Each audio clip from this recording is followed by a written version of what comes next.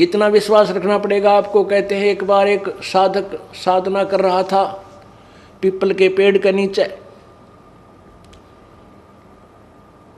और कुछ बहनें और भाई जो है भक्त जा रहे थे, कह रहे थे एक बहुत पहुंचे हुए संत हैं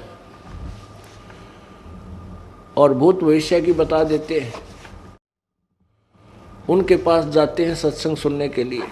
तो उस साधक ने कहा कि भाइयों एक कृपा करियो, बहन भाइयों मेरी, उस महाराज जी से मेरे बारे में ये पूछ के आना कि मेरी मुक्ति कितने जन्म के कितने जन्म में पाछा हो जाएगी,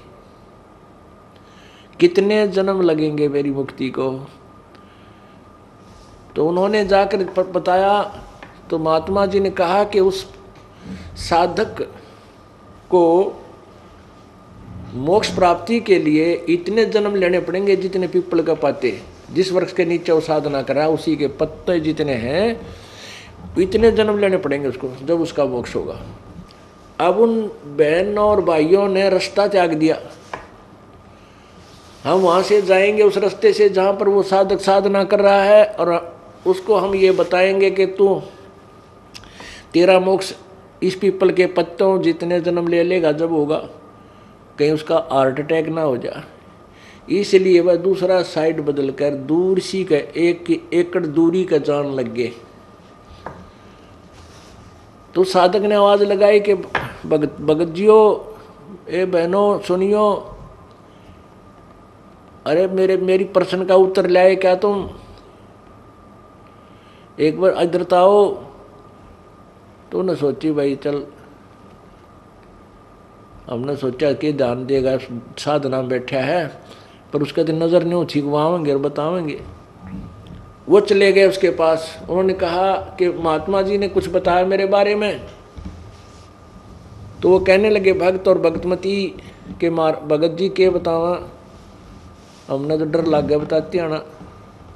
वो कहने लगा बहनों भाइयों बताओ, अवश्य बताओ, बता दो जो भी है, मुझे कोई डर नहीं है, कितना समय लगे मेहनत यू काम करना है। तो उन्होंने कहा कि महाराज जी ने ये बताया है कि भाई जितने इस पीपल के पत्ते हैं ना, ये पीपल के जितने पत्ते हैं जिसके नीचे तू साधना कर रहा है, इतने जन्म लेने पड़ेंगे फिर तेरा मोक्ष होगा। तो वो तो डांस करने लग गया, भंगड़ा पा दिया, खुशी मनाई, नाचर कूदन में बोला जय हो जय हो।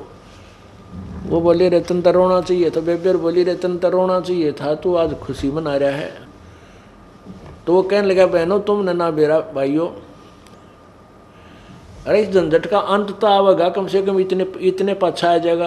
अब इसका नो तो हो गया कि इसका एंड होगा, इतने दिन ना बेरा समझ इसका एंड भी होगा कि ना होगा, मैं तो डले डों था। तो पुण्यात्माओं उसने जब इतना सब्र कर लिया तो तुमने भी इतना भी करना पड़ेगा। इस जन्म में ना अगले में, अगले में ना अगले में पार हो जाओगे।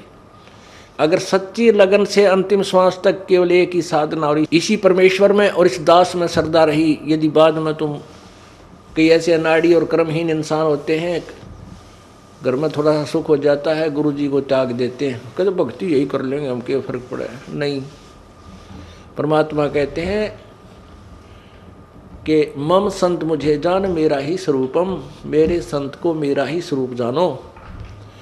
और उसके प्रति जो तुम्हारी प्रतिक्रिया है, अगर उससे तुम्हारा विक्षेप है तो मेरे से हो गया वो। अगर तुमने गुरु जी से किसी भी पॉइंट से विक्षेप कर लिया, किसी भी पॉइंट से आप उसे नाराज होकर दूर चले गए, तो मेरे से नाराज हो गए तुम, फिर यहाँ आ लिए तुम, यहाँ क्यों बाट देखो। तो ऐसे हमने अपनी श्रद्धा बनानी है अंतिम श्वास तक उस परमात्मा के पाने की।